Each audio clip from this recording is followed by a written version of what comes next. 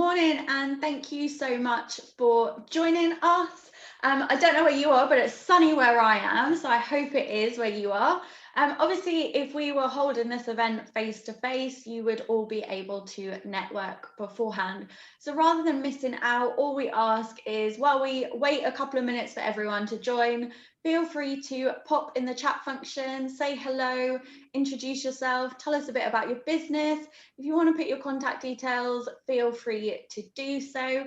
Just make sure when you're doing your message that you send it to all participants or all panelists, sorry, and attendees. That means that everyone gets to see the message rather than just Kyle and myself. So yeah, just while we wait, we've got a couple of minutes. Feel free. We've already got good morning, everyone, from James. Oh, hi, James. I think as long as no one's got the same name, it's James Adams from Axella, but I could be wrong, who knows. We've also got Thomas from Axella as well, so I think I'm right, but you never know. And then he says, I have my cup of tea ready. Look at that. I'm very impressed. So James comes along to our networking meetings on Thursday morning, but I always have to give him a little break. I think because it starts at 9:30.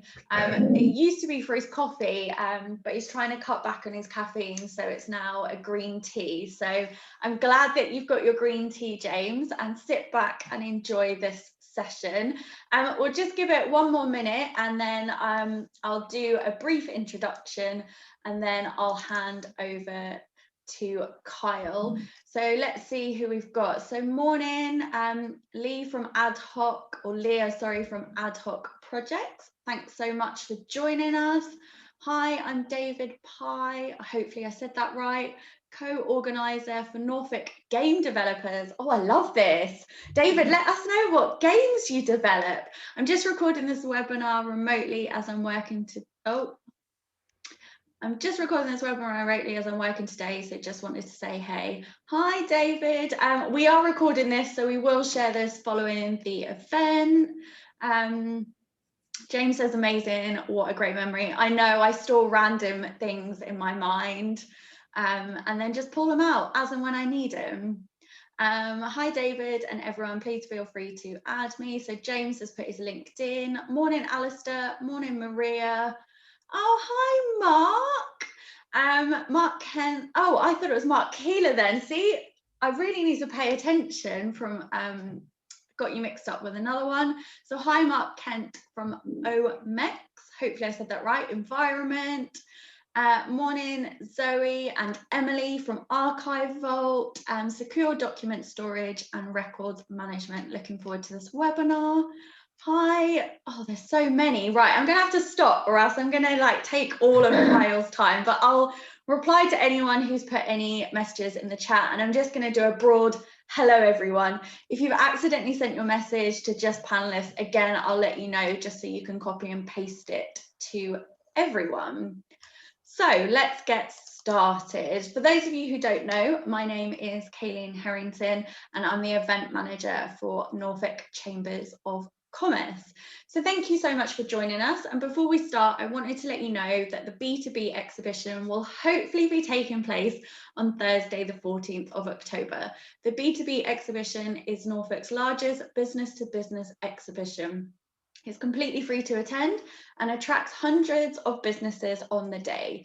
B2B is a highlight on the Norfolk events calendar, and I'll pop a link to the event page in the chat shortly. Also, thank you to Axella and Archive Vault, who I know who are exhibiting and are joining us this morning.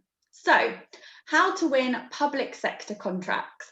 The UK government spends almost 300 billion per year on buying goods and services from external suppliers. Can your business afford to miss out on this significant marker? Companies of all types and sizes should be able to access public sector contracts, irrespective of their experience or knowledge of the public sector procurement process. We understand that this process can be confusing, intimidating, and frustrating, but we're here to help you overcome these barriers and start winning those crucial contracts. In this 90-minute virtual masterclass, Kyle Jameson, Managing Director and Lead Bid Writer at TenderHelp, will not only provide an overview of how public sector procurement works, but also take you through the entire tender process from beginning to end. This includes where to find tenders, how to decide if a tender is right for you, and what to include in a high-quality bid submission. So during the presentation, there'll be live Q&As where Kyle will answer your questions. So please use the Q&A function when you have a question. Don't worry if you put it in the chat, I will copy and paste it so we don't miss it. So apologies, I can't seem to talk this morning, but I'll do my best and try and get with it as we go through. So Kyle, over to you. Okay, so firstly, good morning, everyone. I'll share my screen. Okay, so hopefully everyone can see this. Yeah, great. So thank you again for joining us this morning. I thought it might be useful just to introduce the public sector and public sector procurement process. I appreciate that. Oh, sorry, it's not going to the next slide. There we go. I appreciate that people might have different levels of experience and knowledge about the process, about tenders. So what I've tried to do is incorporate every element, try and cover all bases so that it's accessible to everyone. What I wanted to do to begin with is just give an introduction about myself and the company, but then also give you a brief overview and introduction to both tenders, the public sector, what the procurement process might involve. We can touch on some potential barriers that you might have faced previously. And then what we'll go on to talking about is recommendations and suggestions that we've found that has really had an impact on our success rates when we're developing bids and tenders. So what I plan to do is, as we see on here, we'll go through the first 5 or so topics, have a short break, grab a coffee, and then we'll get into the number 6, which will be hopefully helping you develop higher quality bids, which ultimately increases your success rate. So firstly, let me just tell you a bit about myself and the company, just give you an idea of where we're coming from, our experience. So myself, I had many years experience in the public sector, primarily at local authorities and mostly at Norwich City Council, so quite local, in a range of procurement, buying, contract management roles. Was leading on a number of different tender processes, developing tenders, evaluating submissions, and ultimately awarding the contracts.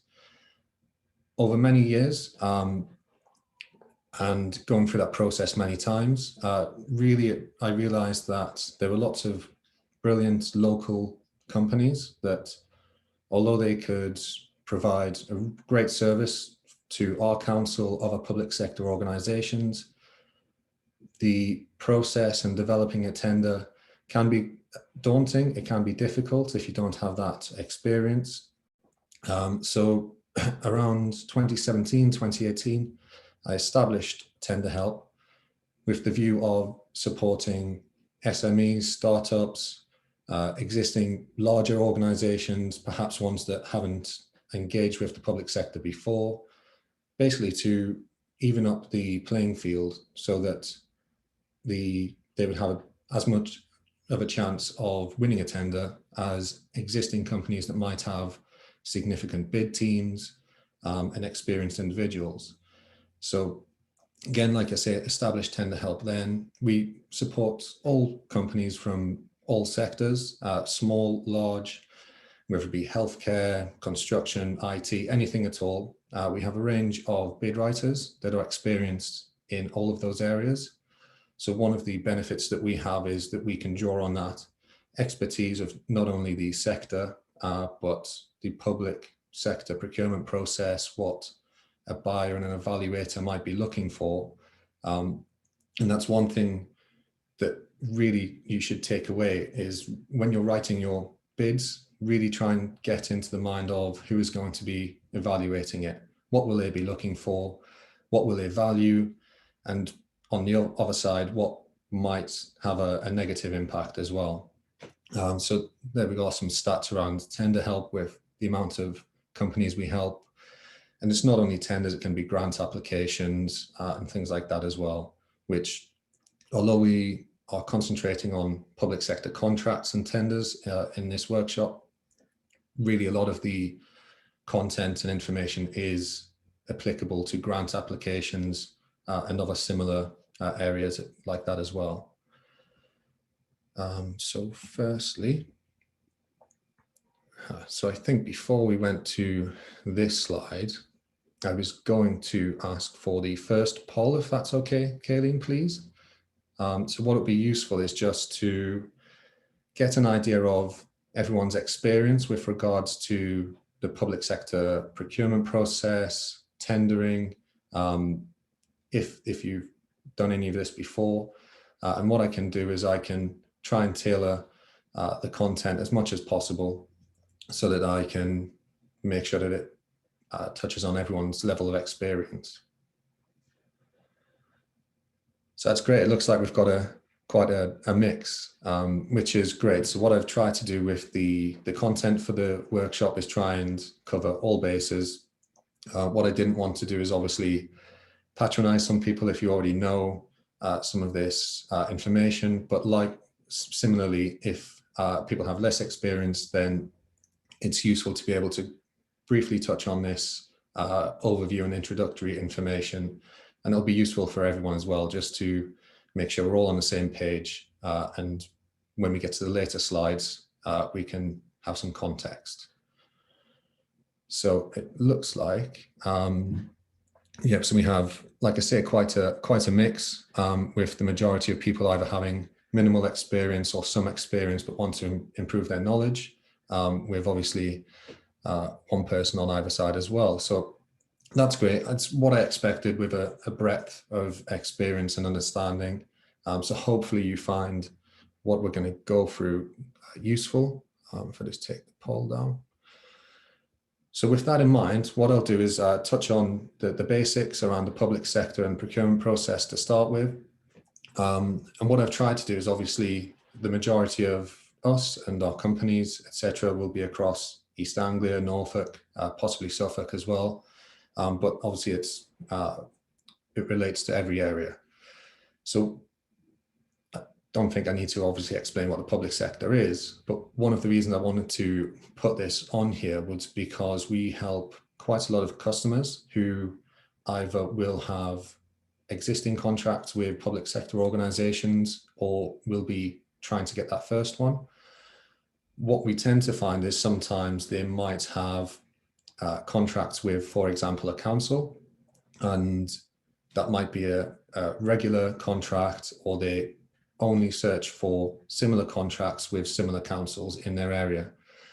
However, we've been able to help them and explain, look, if you provide this service to Norwich City Council, Suffolk Council, whatever it might be, we know that the local CCGs, the local health services, there's also obviously the police, the fire service, they all have local branches that might need these services as well. We know where we can help you find these tenders. We can help you access or identify when they might become available. And we can help you develop more of a strategic plan rather than being reactive and seeing what tenders become available at any one time. We can create a plan for when the tenders that you're interested in might become available. And then obviously the wider national context, there's much more public sector organizations. The MOD is obviously very specialized, has its own portal, but there's lots of other different organizations as well. Utilities, we've done a few recently with arm's length type bodies. We've done the last few weeks with the Met Office, Royal Mail. So they might not necessarily be public sector organizations, but they're in the same sort of area, and the procurement process they follow is very similar. So it's really just to point out that don't get boxed into one particular area. As Kayleen said, there's a significant amount of spend in the public sector and in all of the public sector organizations around you and the wider area. So just have an open mind. The amount of contracts that all of these organizations will need mean that you more than likely will have a number of different contracts that you could possibly tender for. Let's go to the next. Yeah, again, just touching on the basics. Obviously, there's been some change with regards to Brexit, which I haven't gone into with much detail here. That could be a whole workshop in itself. From the practical side, from our side, when we're helping customers to develop bids, whether it be nationally, internally, or internationally in Europe or otherwise, it hasn't made a massive difference. Obviously, the quality of the bid needs to be there. The process can be very slightly different, but it hasn't made much of a difference so far. But obviously, there's been a recent review around our procurement processes in the UK, which might lead to more changes later on.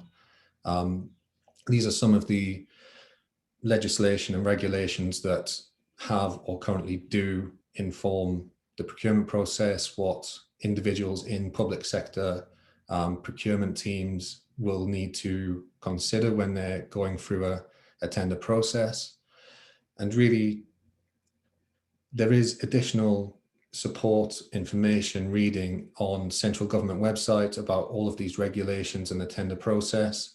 It is a lot of information, but if you are in a role where you're bidding regularly or you want to improve your knowledge around that area, either just let me know, or you can search, and it's quite easy to find on the central government website.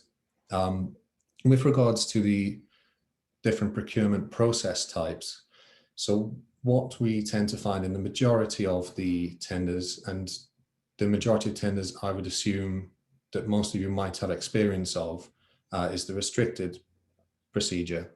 So all it means is there might be one stage where they provide some tender documents, you complete them, send them in, they evaluate them and appoint the successful provider. Some of them might be a two-stage where they'll do a pre-qualification stage with minimal company information. Effectively, we tend to find that there might be about 50 or so tenderers go for most contracts. So if you think about being on the evaluation side, there might be quite a lot of work involved for them to evaluate 50 different tenders. So they'll use a pre-qualification stage to whittle that down to maybe 10, 5, 10, maybe a bit more. And then that makes it easier for them. And then they'll invite you to a more detailed stage. And obviously negotiated might involve some level of negotiation afterwards, or even an interview or presentation. Contract types. So what we'll do is touch on some of these bits of information when we're talking later on about choosing the right tender for you. With regards to contract types, a lot of the customers we work with that might be relatively new to the tender area might not realize there are different types of contracts or ways that a public sector organization or local authority might want to contract with a provider depending on their needs. So the traditional way of contracting obviously is a single provider provided the contract for usually 5 years, might be longer or shorter, and they deliver all those services or that project for that time for a set price. Frameworks and dynamic purchase systems are worth pointing out because when you search for your tenders, there are quite a lot of frameworks and DPSs on the system. All they mean really, and that without going into too much detail, they're very similar in the sense that they will go through a tender process. It's similar in the sense that you would need to apply for it, give some information, answer questions. But once you've been successful on those application stages, you will be effectively a preferred supplier on that framework or that DPS. And what it allows is that public organization or range of public organizations to contact you, to engage with you with the provision of those services without needing to do regular tender processes. So that might include, there are some large frameworks that the Crown Commercial Service oversee for almost every service, whether that be consultancy, IT, everything and anything. And that's where later on when we talk about a strategic plan is useful, because there are so many different contracts and frameworks and DPSs out there. It's really useful to spend a bit of time to identify the most suitable ones for you, depending on your priorities and outcomes, and then really tailoring your bid management process to those specifically. But yeah, just touching on those different types, the main difference is there'll be effectively a group of providers that are successful for frameworks and DPSs that they can then engage with on an ad hoc basis. Obviously, one of the barriers that we have found with some of our customers is the tender documentation, the acronyms, the wording used can be quite complicated, or if you've not got much experience of it, it can be quite complicated and difficult to understand. So there's some of the acronyms that are used. There are many more. We've got a slide that goes through some of the tender documentation, which a lot of these fall into, which I can briefly touch on. The OJU and Tenders Electronic Daily, that is coming to an end. That was in the EU when before breakfast. I'm obviously hungry, I haven't had breakfast. But before Brexit, the public sector organizations across Europe were required to publish their tenders on a European journal, so making it fair and transparent that everyone could tender for those. So that's what that is. Again, we'll touch on it later, but transfer of undertakings, employment regulations, all that means is if, for example, a current provider has a contract with, for example, a council, and that's up for renewal, they go through a tender process and a new provider wins it. If the old provider had a team of 10 people who were providing the services, then the new provider would be required to then transfer those employees over to themselves and employ them for the provision of those services. There are some nuances and times where it might not apply, but it's useful just to know when you're looking through the documentation, what does 2P mean? And that's all that might mean. And it'll let you know if it does apply or it doesn't apply in that contract. And one of the most important, really, the evaluation criteria and the weighting. So in almost every tender, there will be a ratio between price and quality. So in most cases, depending on what service it is, we find it might be 40% price, 60% quality.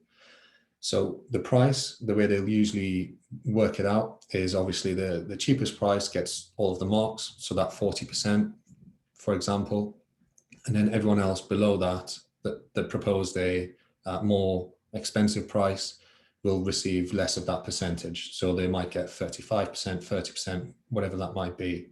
And then the same with quality. And as we go through again, we'll go through the documents involved, but the quality really primarily is around the more detailed qualitative answers to the questions that they've asked for. There will be some pass-fail elements of the tenders, which it might, again, we'll touch upon, but it might be particular accreditations, minimum thresholds with regards to turnover, things like that. So CM, when we do our next poll, let's go to the next one.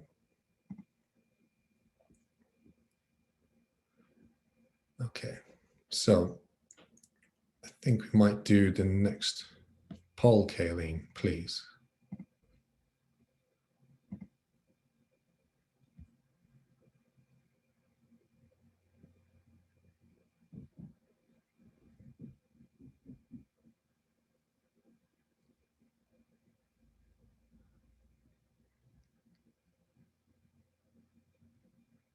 Are you there, Kayleen? Yeah, I'm here. It's all launched along the bottom. Just to let you know, it's a multiple choice one. So if there's more than one barriers, feel free to select multiple. I've also put other, so I can see one person's put that, and I've just said put in the chat what your other option is so we can have a look as well. Brilliant, thank you.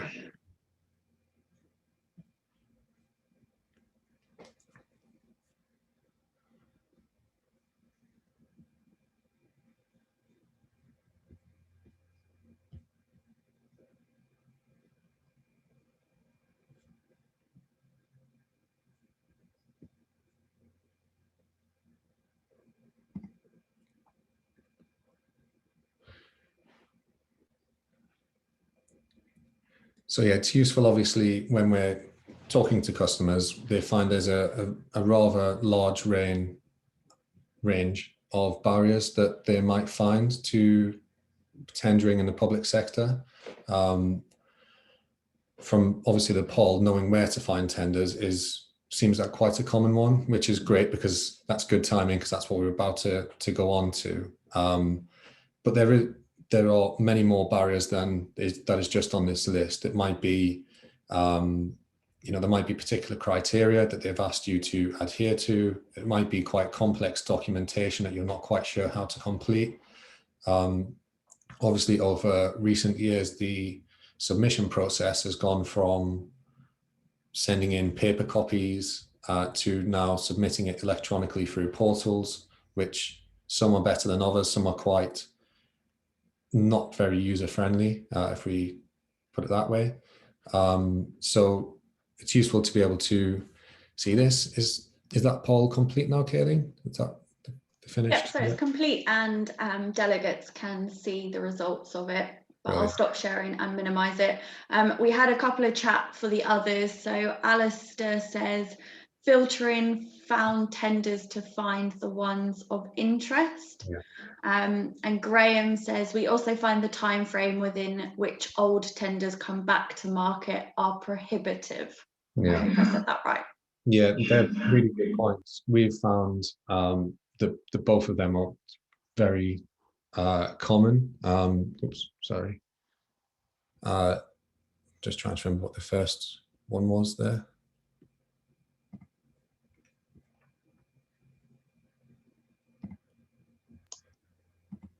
Oops, sorry. So yeah, so obviously we were all experiencing a range of barriers to the public sector procurement process. I guess if we go through, Kayleen, is there any way to get the poll results back up? There you go. Thank you. Yeah, so I guess we touch on each of those. So we're going to talk about where to find tenders. You'll see on possibly in the screen behind you, there's lots and lots of portals and websites where tenders might be advertised. So we're going to go through that in a moment, and it can be quite a complex, not only where to find them, but as we touched on, once you have found them, knowing which one is right for you. And we have a slide on that later on, because that's a really important part of the bid management process, deciding whether to go ahead, because obviously there's a lot of resources, time, money spent on writing a good quality tender. So if you're not sure if it's going to be the right one for you, that might be part of your cost benefit exercise, whether it's worth it or not. Understanding the tender documents, again, it's something we'll touch on.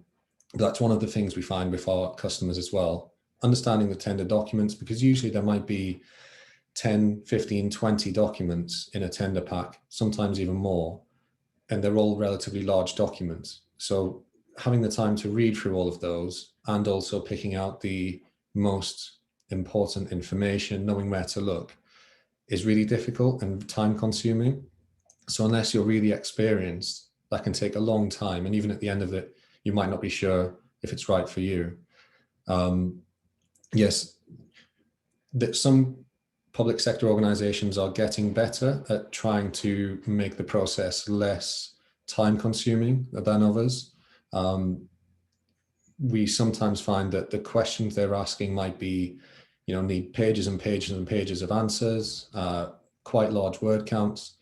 when really they could reconsider that. There might be benefit of asking for the key information in shorter questions. They can get the information they need. It makes it, having a larger answer sometimes can make it more difficult for them to evaluate as well.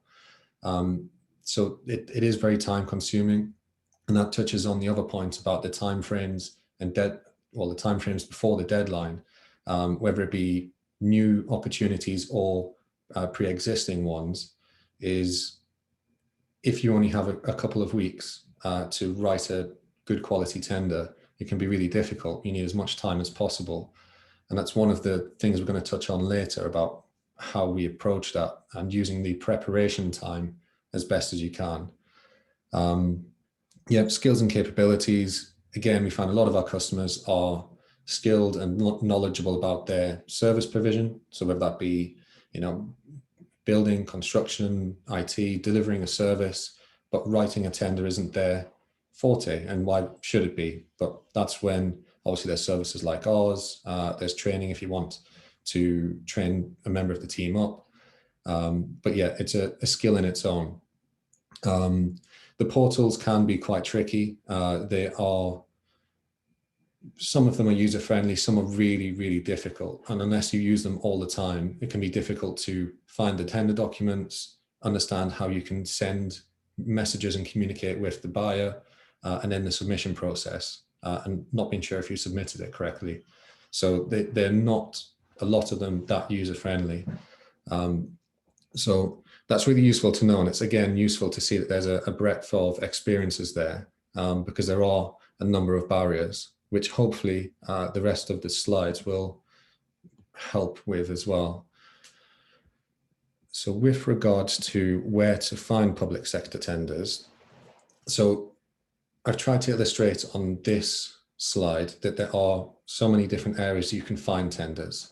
So with regards to the process that a public sector organization needs to go through, so legally and in accordance with the public sector regulations, procurement regulations, they need to advertise those over a certain threshold. So Contracts Finder is the government website that all public sector organizations will use to publish their tenders.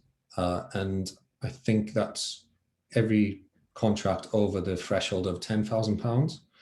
So that covers most things.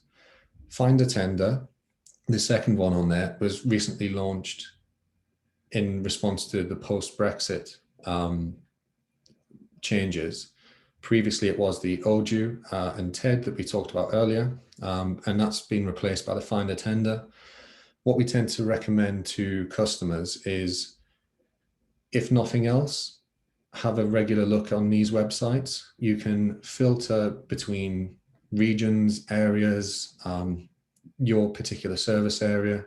Even if it's really specific, it can be IT services, but then it breaks down into very specific elements of that. So you can really search for something that might be specific for you, by location, service, contract value.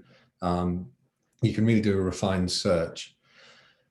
But then, as the next few links show, that there are different websites and portals for different areas. So Scotland, Wales, Northern Ireland has their own, Ireland itself has its own as well. And then Ministry of Defence has its own portal where you would need to go to find and look for and submit MOD tenders. NHS sourcing the same. So then after these websites and portals, that's when you get into, I guess, the more individual portals for each public sector organization. So the bottom ones there, I've tried to show that Norfolk, Norwich, Suffolk, but obviously there are many, many different public sector organizations might use their own or different portals.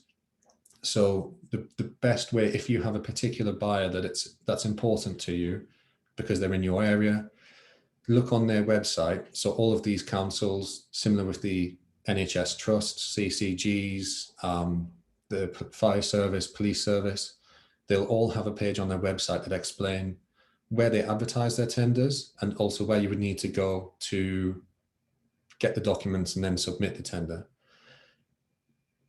It's, like I say, some of them are more user-friendly than others.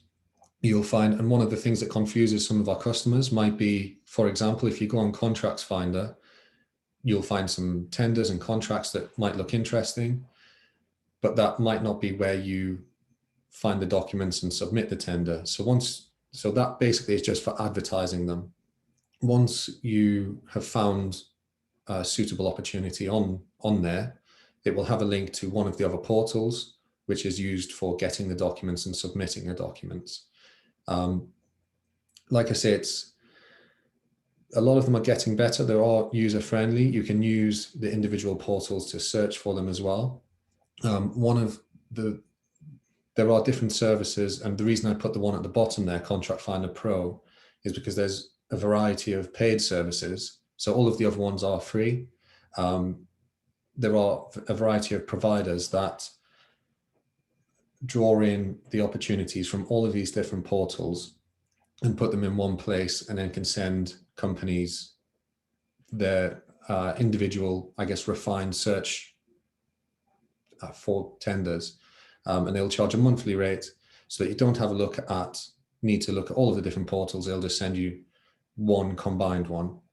I've got a couple of screenshots and examples that might be useful.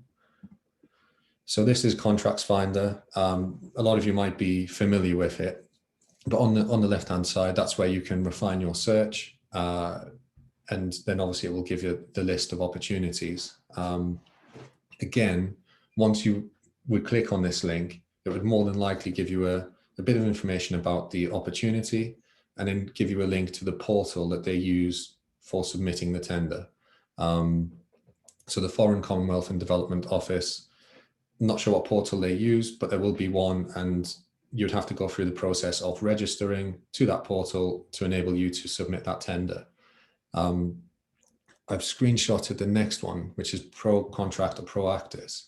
And this is the one that quite a lot of public sector organizations use, alongside IntentHost and some other ones. They're all very similar. You can use them to search for relevant tenders, as you can see on the list there.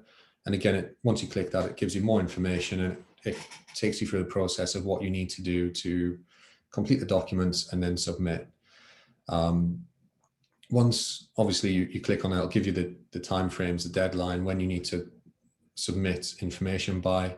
So with regards to obviously one of the main barriers from the poll being where to find tenders, I would recommend in the first instance, if I go back, look at Contracts Finder and Find a Tender, the top two there. Obviously, if you were interested in tenders in the other countries, then they have them there. Once you are more familiar with those top two, you might find that your local council, NHS service, whoever it might be that you're interested in, have a look on their website. You'll be able to find where they advertise their tenders, similar to the bottom there with Norfolk, Norwich and Suffolk. That's where you can find them.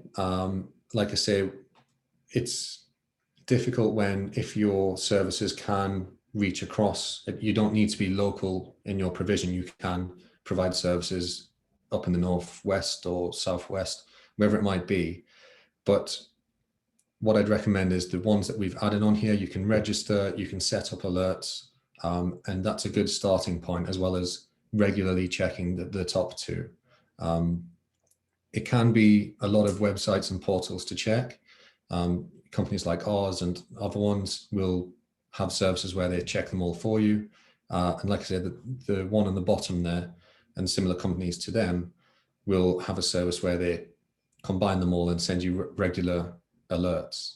So I wasn't sure if, because that was a main barrier, if that was a good time to stop if anyone had any questions at all. I was conscious that it might be useful to answer questions as we go through, rather than keep them all to the end if there's anything at all.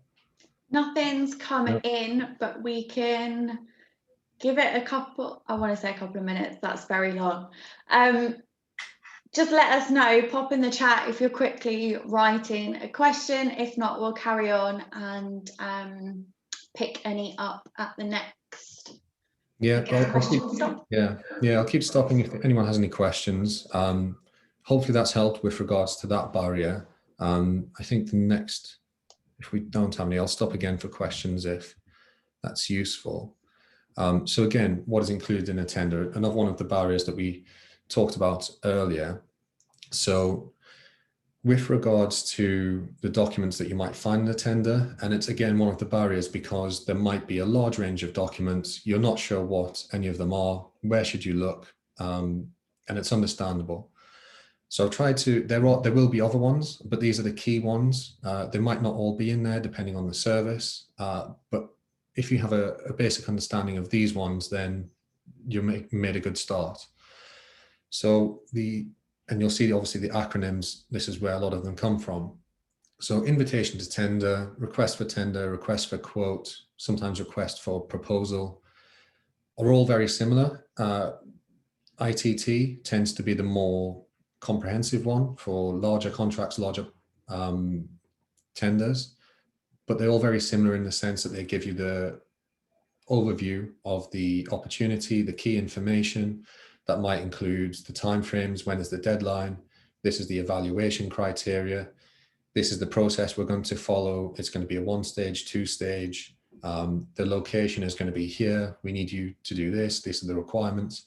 So it'll give you all the information you need, the key information, hopefully to be able to make your decision whether you want to go ahead with that. Sometimes it'll give an idea of the contract value as well. So with regards to pricing, some tenders will obviously ask you to provide a price, but some of them will say, this is what the contract value is. We don't have any more, so you can have a look at that. So the ITT and those other documents will give you the overview and the key information that if you look at nothing else when you're trying to decide if it's right for you, look at that one first, and it should give you an overview. In there as well, and it's worth touching on, and I think I might go into it in one of the later slides, is there's a clarification process. So during the tender process, you're not really supposed to try and contact the council or the individuals managing the process through any other means. So meaning you're supposed to communicate with them through the portal, and that's transparent and questions can be shared with all of the other providers to just make sure that they're not favoring anyone or providing additional information to one supplier over another. So it'll have details on the clarification process in there and when is the deadline that you can ask questions up to.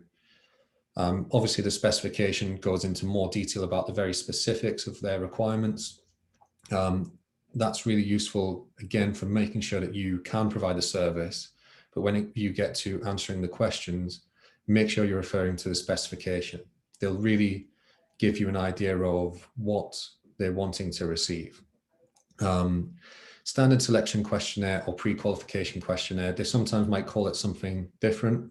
These are the most common terminology, but all that will be is usually a word questionnaire that asks for your standard company information. So it might just be company name, who are the directors, what's your insurance levels, financial information, things like that. It's not difficult to complete, but you need to do it correctly because it's usually a pass-fail element of the tender.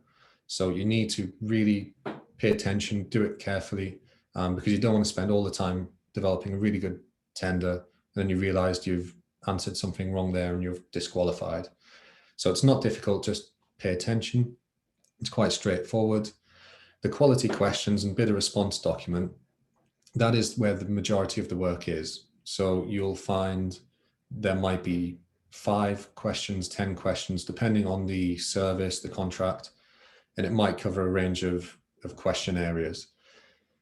They'll give you a word count, so it could be 500 words, or it might be a 1 page. Make sure you stick to those. We'll go into it later, but they're there for a reason. If they've asked for 5 pages, a couple of paragraphs won't be enough. But that's the majority of the time where the majority of your marks will come from, and it will go a long way of deciding who's the successful provider or not. So it's a one that really needs a lot of the time spent on it, and carefully read the questions. Pricing and commercial schedule are obvious. They'll ask for a price. Sometimes they might ask for a spreadsheet so you can break it down more into more details. Sometimes, like I said, they might give you a price that everyone has to just agree with, and you can't deviate from that, but it will have them details in there. Bill of quantities, again, really for more construction contracts, but it'll just have a breakdown of the different materials and goods you need to provide the service, and that's when you develop your price from. And then there's a variety of other forms that you just need to sign, make sure you adhere with. Again, they're not difficult, but you just need to make sure you sign them and complete them and return them, otherwise your tender will be invalid. So just check the Q&A just to see if there's anything that would be worth answering at that point. So we've had a question come in from Alison saying, apologies, I joined late. You may have answered this. Can sole traders apply for these tenders? Yeah, it's a good question. So you'll find that if I go back, in answer, yes. But it will have some information regarding that in the SSQ or PQQ.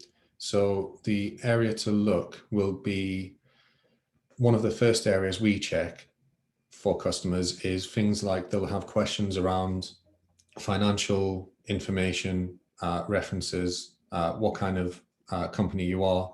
So an answer, yes, not a problem. I would say it depends on the service you're providing. If it's, for example, some kind of consultancy or provision where you might not need a larger team, there aren't any restrictions on that. It will have the details in the SSQ and PQQ. If they expect you to be a limited company or other, it will be in there. So it's one thing, if you are a sole trader, to check first. We recommend, and again, we were going to talk about deciding if a tender is right for you. Some of the things you really need to check first, no matter who you are really, is have they asked for any accreditations that you need and you don't have? Have they asked for any financial information that you don't have, either because you're a new company or a sole trader or any other reason? Potentially references. Some are very good at allowing you, if you are a new company and you don't have free references, you can explain, look, we're a new company, but we have all of this experience previously, we have all of these resources, and that's fine, but some of them might not give you that opportunity. So just check with regards to that as well. But in answer to your question, yes, the majority of contracts, you should be fine if you're a sole trader. You just might need to explain that in the answers. And if you would need additional resource, explain where you would get that resource from. So hopefully that answers okay. I can, Yep, and that's it for the time being. Great. So how to choose the right tender. So we touched on this earlier, and it's a really important part because, like I say, it's quite a costly, time takes a lot of time. It can take a lot of resources. You might want to engage with an external provider of, bid writing services. So it's really important to choose the right tender for you.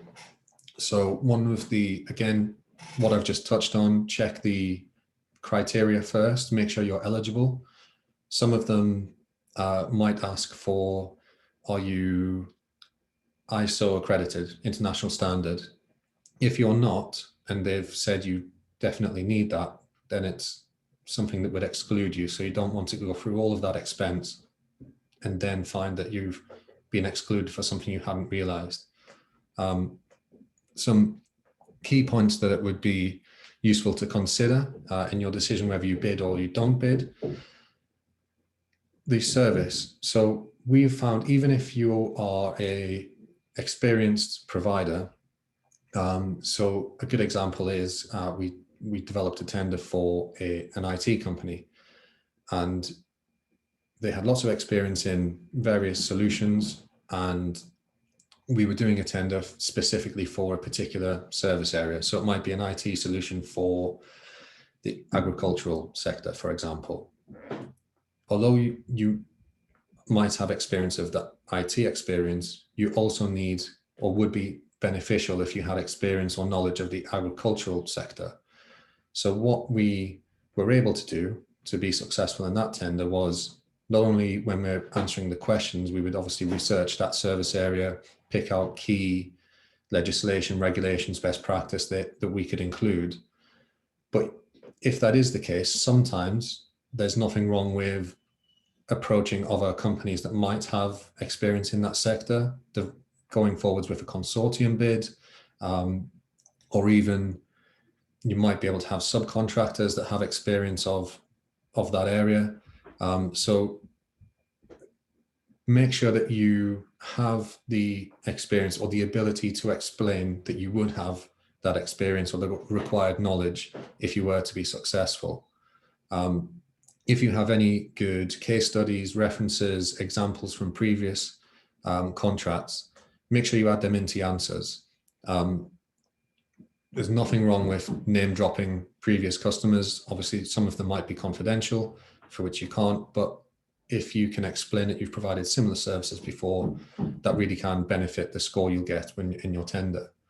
With regards to contract size, we found some customers might be at both ends. So some customers might be new companies, very small companies, and it can be beneficial, or it can help your success rate if you have a plan of incrementally, I guess, going for contracts of steadily larger size. If you're a relatively small company and you'll go for a contract that is $1 billion or whatever it might be, it's not a problem, but you really need to explain how you will have the resources, how you can have that additional capacity within a small period of time. And that might not be a problem, but with some customers we've suggested, and it's had a good effect, is there might be smaller contracts to start with. It might be beneficial to start with the DPSs and frameworks, because if you're considering that a public sector evaluator might see it as a risk management exercise. If they have an experienced provider, then there's less risk on them that something might go wrong in that contract. If it's a new provider, they might see it as a more risk. So with regards to frameworks and DPSs, if they're going to appoint a range of suppliers onto this, effectively a preferred supplier list or framework DPS, it enables them to give a chance to new companies that are new to the public sector, without having that risk on them. So in some cases, it can be beneficial to go for them first. And then once you have a range of references to provide, you can say, look, we've done this work with Suffolk County Council under this framework, whatever it might be, it can be helpful as you go forward. One of the most important things is check the mandatory requirements. And this will be the things we've talked about. Sometimes they'll have minimum turnover thresholds. Sometimes they might have accreditations. This could be CQC for health and social care. This can be construction line for construction providers, British standards, international standards, lots of different accreditations. So check that they haven't asked for anything like that. And if you haven't got it, it's not a problem. Sometimes they might say, just make sure it's in place in the first few months, but you need to factor the cost of getting those into your decision as well. Just make sure there's no mandatory requirements that you've missed that would mean that you would be excluded. Insurance cover as well is one of them on there. And again, it's a mistake that some customers tend to do sometimes, is really have at the beginning of the process a look at the financials and the viability of the contract. Sometimes the threshold, the maximum, the value that they put on the contract, depending on the provider, might not be viable. If it's too tight, have a think. Is it worth going for it? Is it going to cause you problems later down the line? Just consider that at the beginning. And it's just something to worth considering before you decide to go through and do all of the other work. Okay, so this was, I guess, the bit where we can try and explain how to improve your success rate. Wasn't sure if it's useful for anyone to have a comfort break, grab a tea, and then we can go through this. We've got a few slides with things that we recommend everyone does to try and increase their success rate. So should we say 1 or 2 minutes and then we'll reconvene? I'll go grab a cup of tea. Can't hear you, Kayleen. I know, I just realized that. Shall we say 10:57 or 10:58? Yeah, whatever's good for everyone. And yeah, I'll grab a cup of tea. Perfect. Okay, we'll see you back here at 10:58, everyone. Brilliant.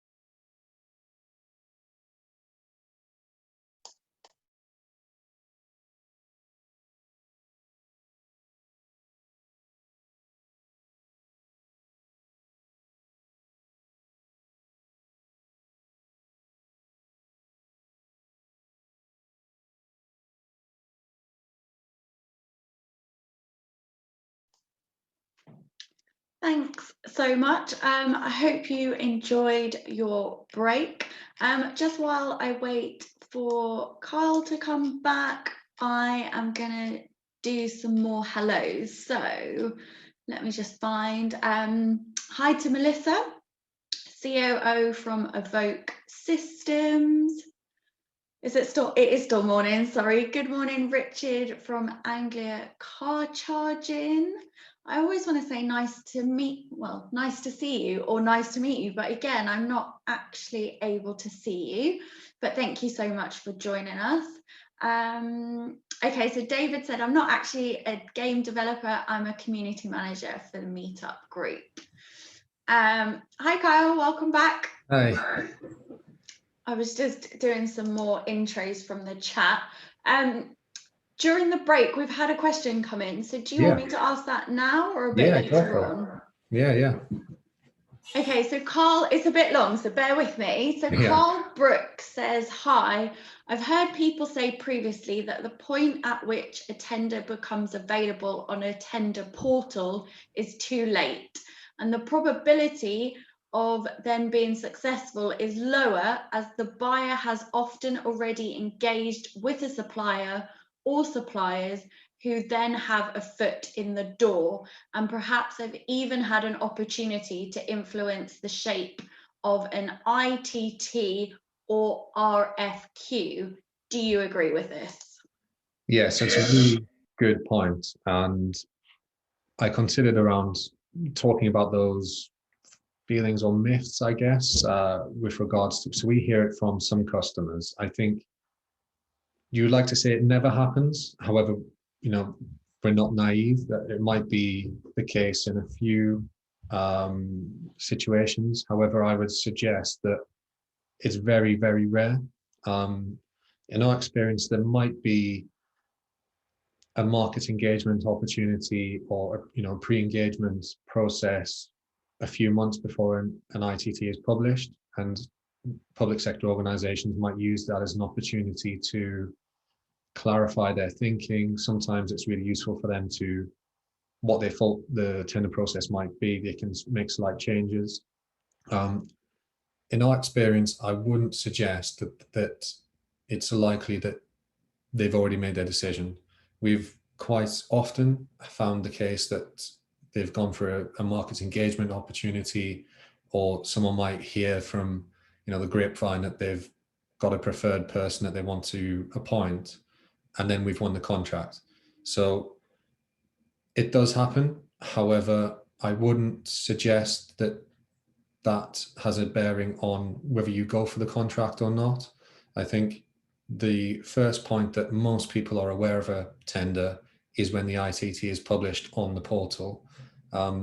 Like anything, building those relationships or engaging early can be beneficial. So it's an exercise worth undertaking yourself. However, I wouldn't let it put you off. Perfect, thank you. And just to clarify, there's nothing wrong with long questions.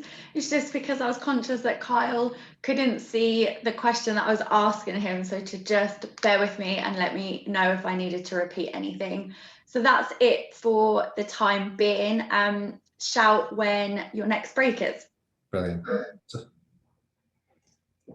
So what I thought, so the majority of the rest of the workshop is what I imagine would be really useful for most people is the techniques and methods we use to increase the success rate we have with regards to bids and tenders. Some of them might be really straightforward and obvious, but the only reason I've put them on there is because we've seen them happen before. But some of them hopefully are more, are things you may not have considered that can have a really beneficial impact. There's a few slides on this, and what I've done is gone back through and made it, put in bold some of the ones that I think are most important, but obviously they're all important. When I'm talking about developing a high quality tender submission, although it includes all of the documents we talked about earlier, they quite specifically relate to the quality questions. So it might be a question about, tell us about how you would ensure safeguarding in this service, or how will you ensure a high quality service, or whatever it might be, and they'll give you 1,000 words, whatever. But it particularly relates to those. And it's the same if it's a grant application or a tender. So firstly, the first three of these are very similar. And we've seen it happen time and time again when customers ask us to review a tender they've developed or things like that. So the first point, make sure you read all of the, if you are going to write one yourself, read all of the documents really carefully. So not only will it give you a good idea of what the evaluation criteria, the scoring methodology is, and therefore you can tailor your answers accordingly, but points 1 and 2 on here with regards to the specification, all of the tender documents will give you really useful information about where they stand on certain topics. So it might give you an idea of particular strategies, plans, priorities, objectives that they have, and you really need to refer to those in your answers. So if you're writing an answer about, safeguarding, we just mentioned it, they'll have a safeguarding procedure. There'll be a local MASH or multi-agency safeguarding hub in your area. There'll be a regional safeguarding strategy, groups. All these things you need to refer to in your answer. And they will be in the specification and the tender documents. If they're not, be aware of it. You can still do some research, go through there, particular website, search for their local strategies and groups and things like that. And that would be the same for all sorts of topics. Whether IT, they'll have an IT strategy and things like that. With regards to the first point, make sure you use the weightings and the word counts. They're there for a reason. So although you should answer every question the best you can and obtain the maximum amount of points, if there are a couple of questions that are worth 80% of the marks, what we try and recommend is make sure you spend 80% of the time, really go into the detail of those. They often will need a more robust response, and just make sure you're aware of the weightings. Not everything is equal. So just check that. Point 2 there, reading the question very carefully. Again, it's something we see a mistake all the time.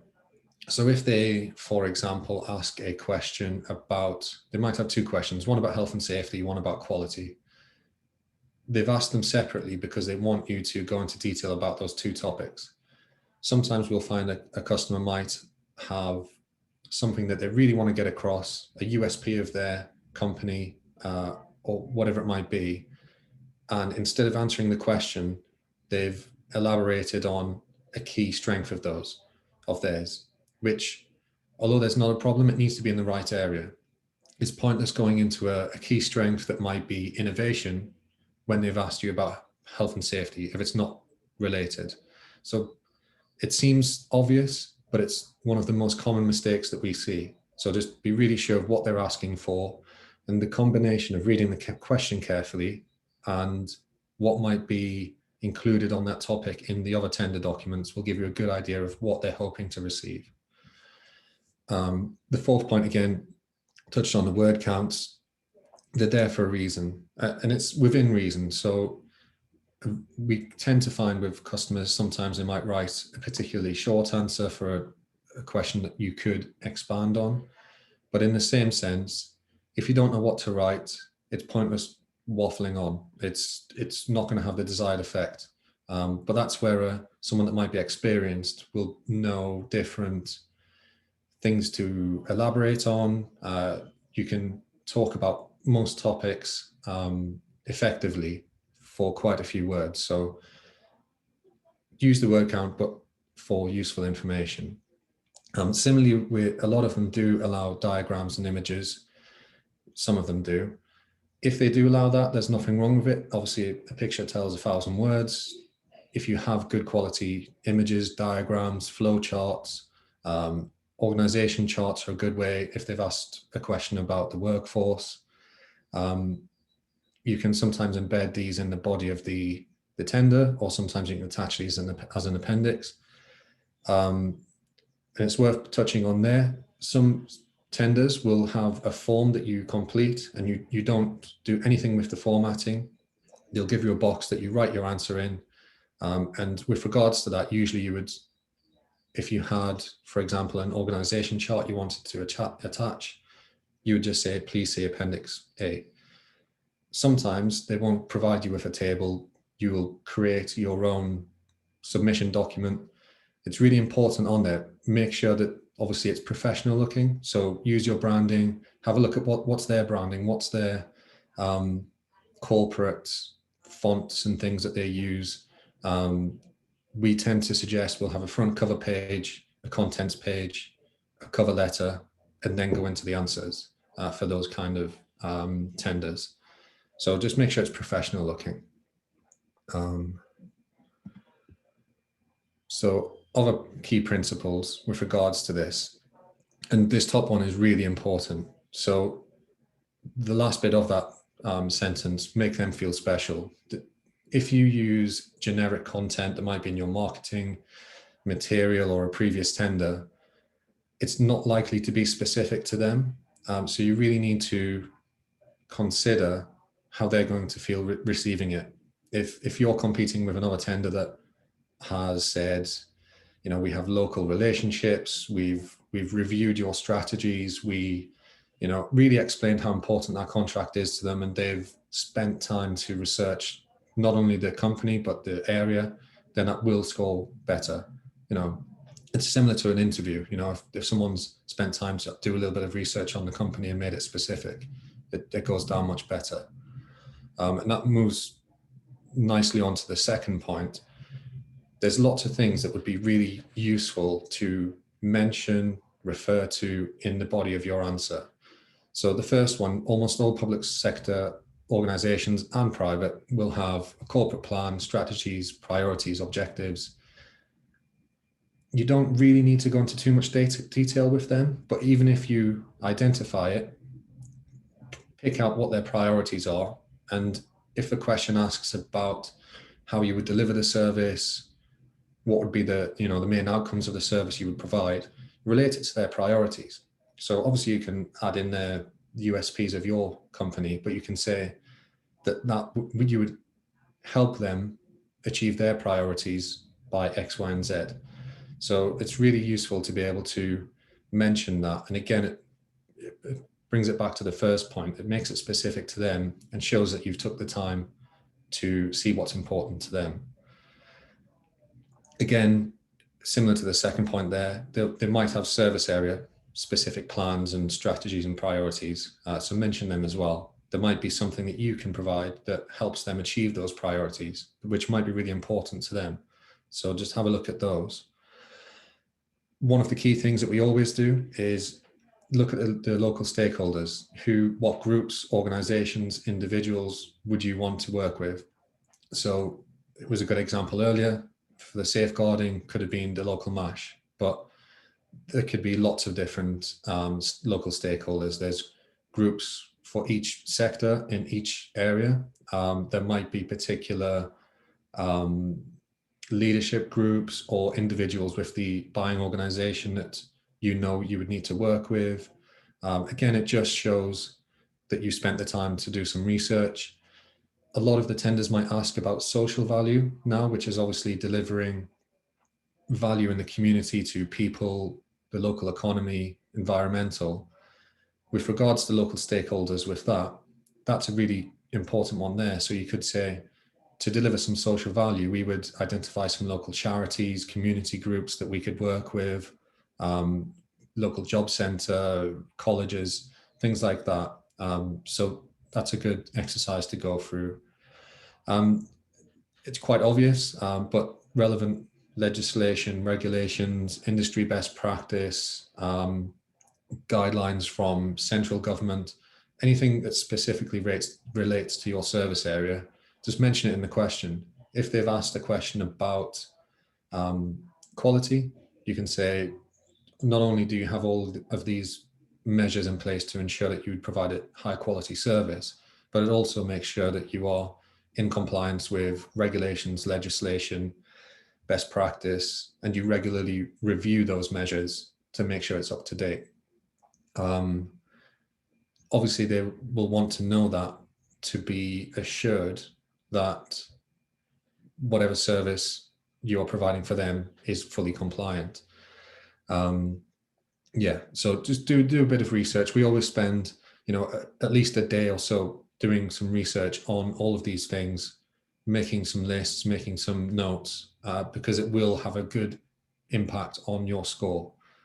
The last point, again, and we'll touch on it in a second, is use the time you have in preparation for a tender to make sure that all the supporting documents you have are of good quality. So that may be policies and procedures, it can be your organization chart, it can be anything. But if they've asked you to attach something, don't just create a great tender and have really poor policies that you've got to attach, because it'll have an impact. And again, that touches on this first point there. In all of your answers, you really need to touch on how you will meet that requirement, how you will meet their particular specification. Sorry if you can hear, we've got a little puppy and he's not too quiet. But rather than just explain that you will meet those requirements, explain how. So a good example is quality. If they've said, how will you assure us that you'll provide a top quality service? Rather than just say, it's important to us, or whatever you might say, there are lots of things you can say. You can say, we have a quality management system in place that has a range of policies and procedures that are checked regularly, reviewed, they're implemented across the organization. That quality management system might be international standard accredited. Even if it's not, you could say that it's something you're working towards in the future.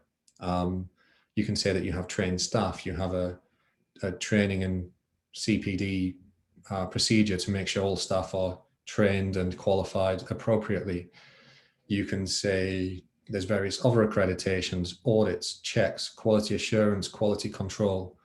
So rather than just say, yes, we'll provide a high quality service because it's great, try and think of really specific things that you do that would ensure that that would be the case consistently. That next point there, it's just to reiterate, they're quite competitive. So make sure that you're always thinking about how you're going to beat your opposition, the other tenderers. If you can incorporate all of these things, it just gives you a better chance.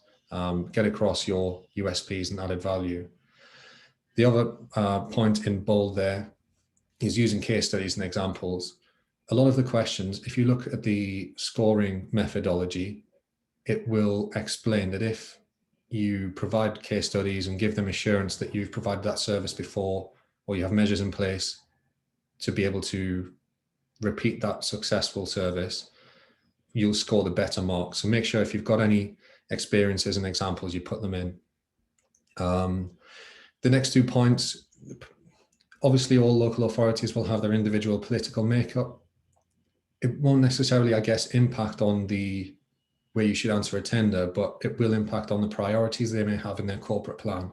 So just have a look. There might be specific things that are important to them. And again, that last point, all public sector organizations are facing pressures, but it might mean that they're looking for more economic value. They might appreciate some added value that you can provide, and similarly with social value. Realize we're coming towards the end now, so I'll just touch on the last few.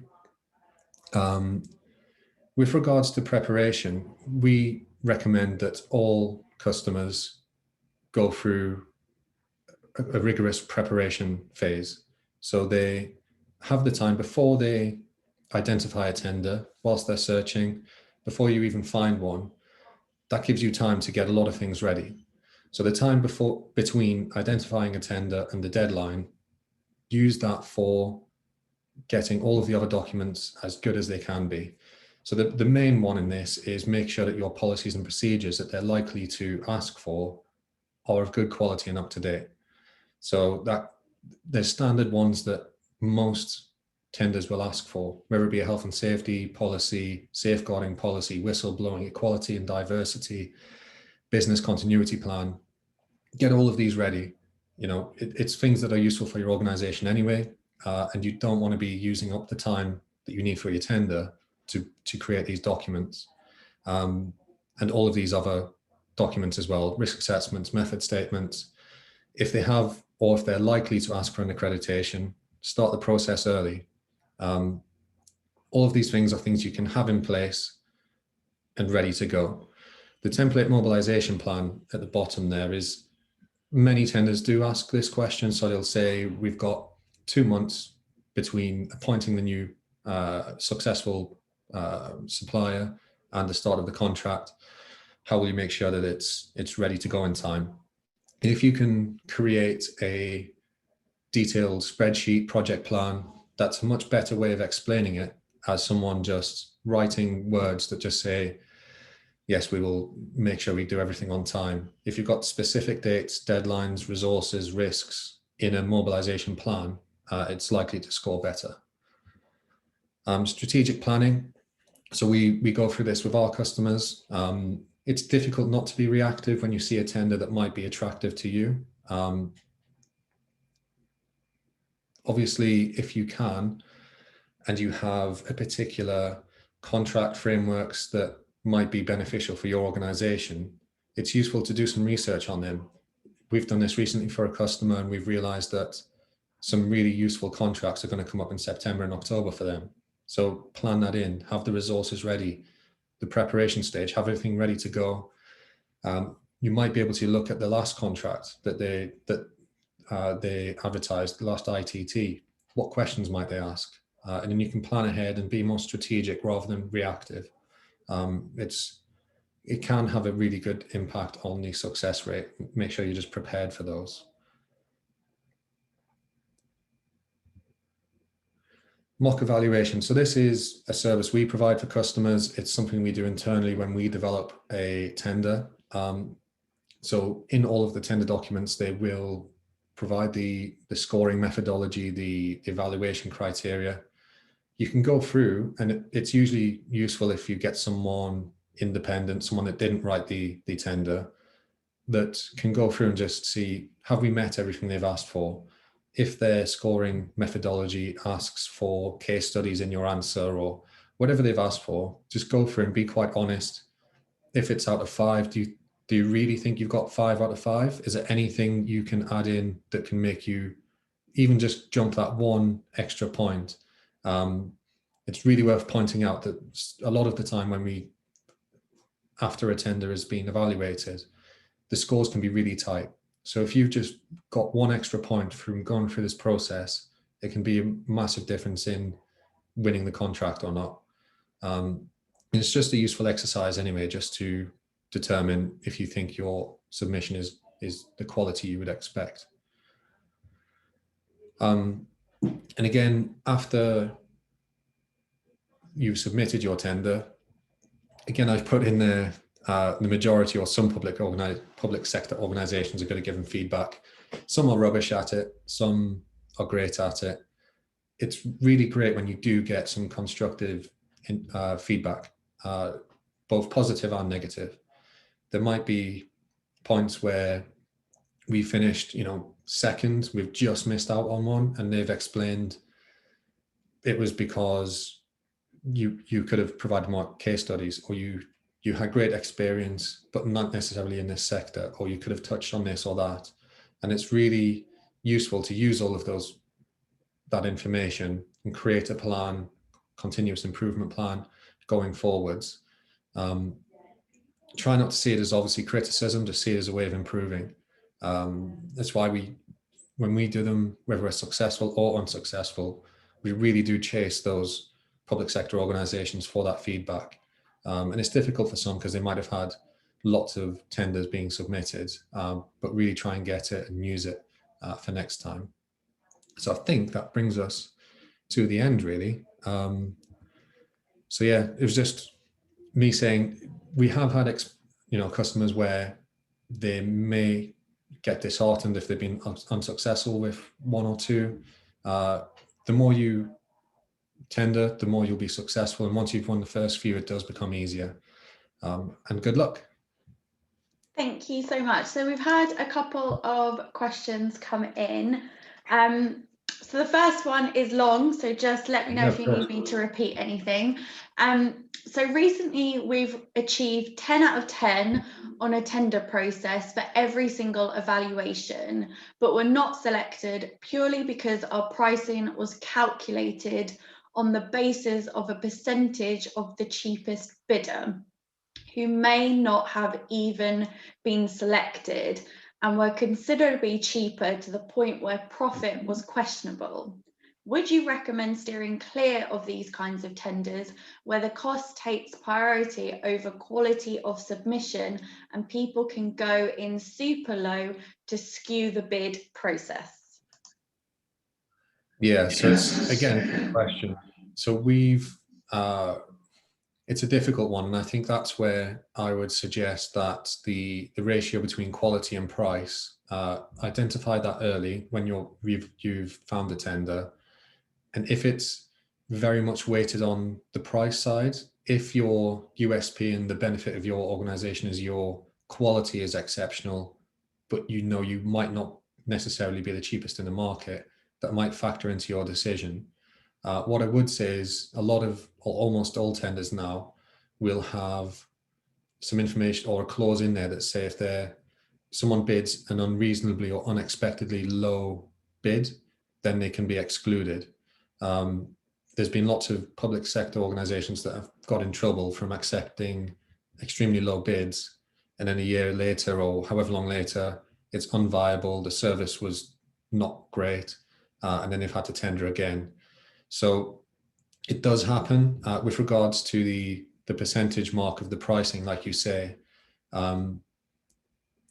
we've seen it before where, like you said, some suppliers can go in really low and then overtake the people who have scored well in the quality.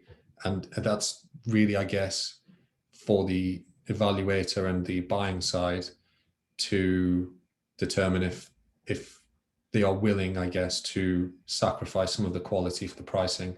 But like you said, I would have a look at that in the bid, no bid decision, and it might factor in whether you go for those contracts or not. Thank you. We've got a couple more questions. So Alison says, I realise this webinar is regarding public sector tenders, but wondered if there is a website in relation to small private companies requiring tenders/consultants. Yeah, so it's really difficult with regards to identifying private sector tenders and contracts. It's very much building those relationships. In all honesty, it is more difficult to find. It's not something we specialize in. We help customers once they've identified private sector tenders, contracts, and bids, but identifying those is much more difficult, and they're not required to publish those publicly. So sometimes they'll just seek quotes or the companies that they know. It's really difficult to find them. Thank you. Carl then says, do you think it's ever worth tendering as a marketing exercise where you know you're likely will score too low on price to be successful, for example, but want to show the client some good material to let them know you exist? Yeah, I would certainly recommend that. So we've said to a variety of customers that even if you're unsuccessful, but if you can develop a high quality submission, you can let them know of some innovative techniques, services, equipment, whatever it might be, they will remember that. There will be, on the evaluation panel, there'll be the procurement specialists and the service area specialists. Even if you don't win the contract, you never know, something might happen during the contract where they need to tender again, or it might come up in a few years' time, or other opportunities might come up. And I do recommend that. I do think it's a good way of letting them know that you're there, letting them know you have these new innovative opportunities, and in a tender process and outside it, it's always useful to make those contacts and make those relationships. Perfect, thank you. And then the final question, unless any more pop up in the next minute. James says, sorry, I had to dive out, so apologies if I missed this. With such a high success rate, do you work on a commission of successful tenders? How does the commercials work for you? Yeah, so we don't. I think some other companies may do. So we calculate our fees on how many days work it might be. So we have a set day rate, and when you identify, or we identify a tender for you, we'll go through, determine how many days work that might be, give you a set fee, and that doesn't change depending on how many days it might take. It's difficult to give an average how many days it takes because some tenders are really large and some are small, but we don't charge a commission. We just charge a daily rate.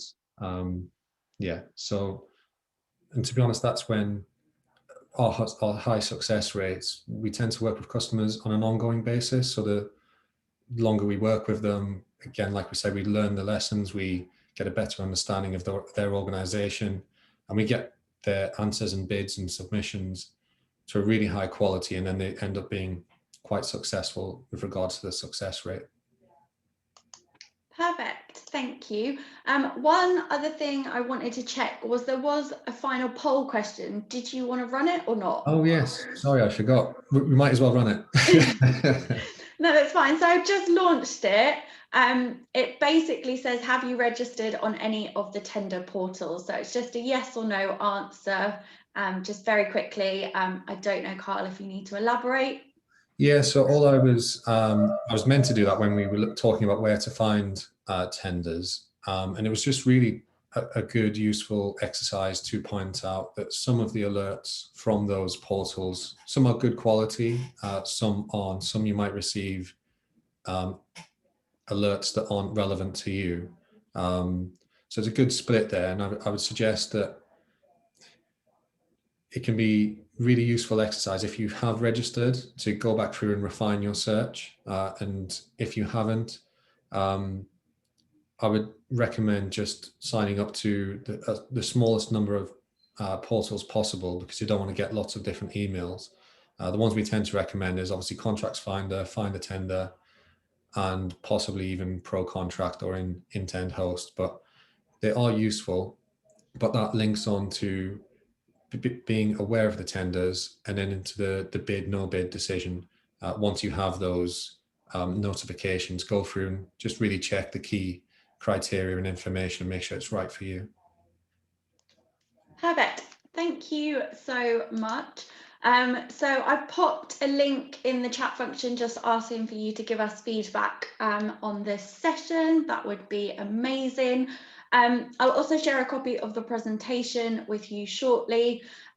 We also did a bid virtual event with Norfolk County Council. So again, I'll share a copy of that recording and our procurement page as well, which might help you too. So it's just to say thank you so much for joining us. I hope you found it useful. Carl, have you got anything else before we say goodbye? Yeah, just thank you for listening. If you need any help at all, just let us know. Even if there's something that we've covered that you're not sure of, just give us a call or an email. Happy to help. There's obviously lots of areas. We've tried to cover a lot today, but if there's any questions or queries that you have, just let me know. Happy to help. Thank you. A question came in. It was just Paul saying, thank you, Carl. Very interesting. So Brilliant. Thanks, Paul. Perfect. So thank you so much. And for those of you wondering, Kyle's got a gorgeous Dalmatian puppy called Reggie. So please give him a massive cuddle from me, because Yeah, I'm will do. dying. He stayed relatively quiet, so that's good. I am dying to meet him. So yeah, enjoy the rest of your day. Have a lovely week, and hopefully we will see you again soon. Hang on. Deborah just said, can we see the puppy? I think he's asleep next door with my partner, so it might not be a good idea. No, Next that's time. fine. But I'm glad there's other dog lovers on here with me. So yeah, enjoy the rest of your week. Have a lovely day. And yeah, hopefully I will get to meet you face to face soon. Thanks, Bye, everyone.